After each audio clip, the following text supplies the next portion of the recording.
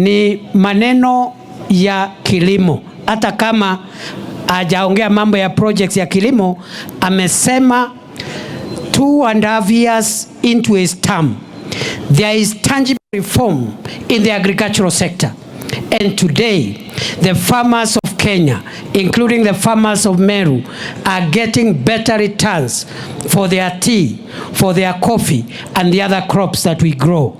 Amestaja tu hiyo kwa sababu ndio iko mimea ya hapa.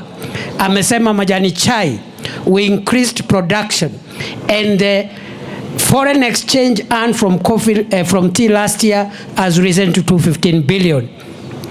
That is the highest foreign exchange ever earned in Kenya since independence on a single year. Mambo ya kahawa, 2022 kahawa ilikuwa inanunuliwa shilingi 40-50 hapo.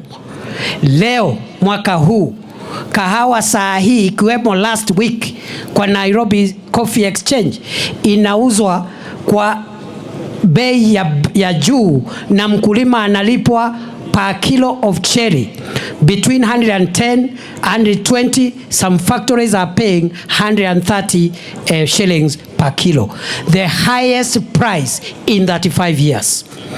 Rais aendelee na kasi ama asiendelee? Rais aendelee na kasi asiendelee? Si hiyo ndio kasi mlichagua rais afanye? Si hiyo ndio biashara mlituma rais kufanya?